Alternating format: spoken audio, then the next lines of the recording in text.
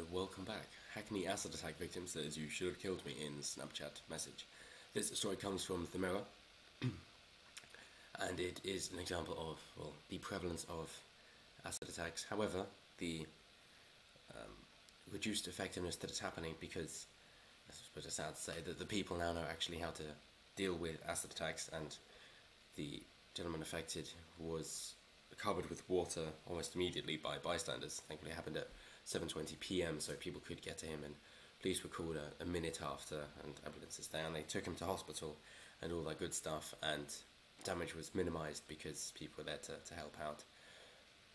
But London is obviously, the acid attack capital of the West, because if you limit what people can have to cause harm, then they're still going to find something else. Very difficult to use acid defensively. Unlike a knife, you can still use defensively, you can only use it offensively. And if police aren't capable at stopping people and protecting people, then it just makes sense for you to be able to defend yourself. Like, it's going to be highly unlikely that somebody's going to throw acid on you if you have a gun and they're willing to shoot back. Maybe that's why it doesn't happen in America, or at least not nearly as much. So an acid attack victim allegedly took to social media to share a selfie saying the yobs that maimed him, great British word that, yob, he should have killed him. In a widely shared photo, the man in his 20s can be seen smiling at the camera. Here we go. You fucked up, you should have killed me. Long, Red Cross baseball cap, and say no more. So there's the gentleman. Obviously, damaged, burned, hurt, but it's not life-threatening as the report states, and it's nice to have some sort of fighting spirit to basically say, well, people who carry out these atrocities can't get away with it, and they will be caught either through police justice or vigilante justice. He probably has an idea who it was. On Friday evening, two hooded men threw corrosive substance at the passengers of, in the sports saloon car, which had been smashed up. It drove off the road into a wall. As they hurled the acid at their victims, the thugs heard shouting, "Pussy hole, pussy hole."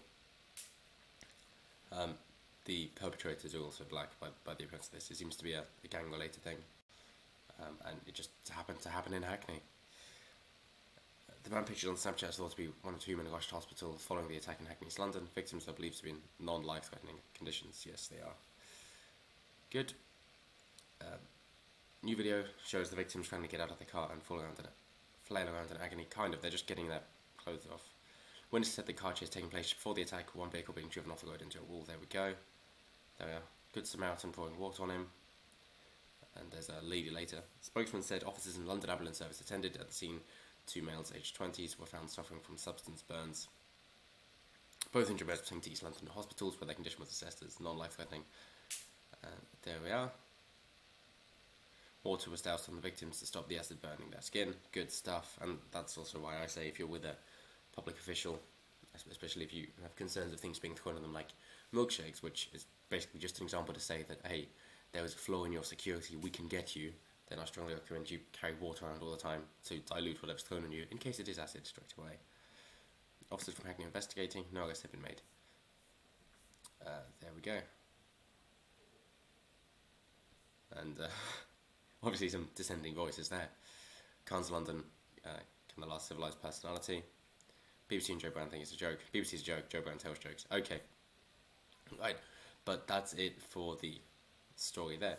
So I'd say it's obviously a bad thing that is so prevalent, but it's a good thing that people are knowing how to deal with it and can react so quickly, because it's nice to see community cohesion in that if the powers that be can't do anything about it, then at least the individuals are able to deal with it.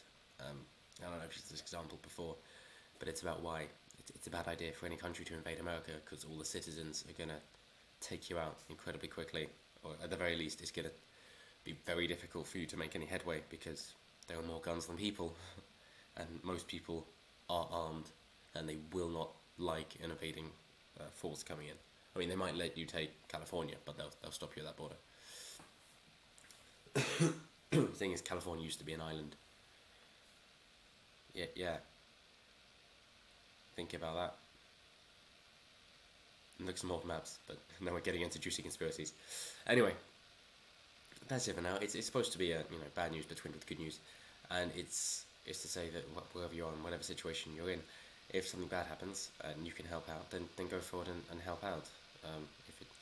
If it doesn't get you in trouble, then do it, because individually we can make the world a better place. And not only then does it show that these attempts by people to terrorize in whatever way of throwing acid won't work, because people are going to run to the rescue and help them out, but then also the people are going to survive and be healthy and fit and be able to exact revenge on the people who made it happen in the first place.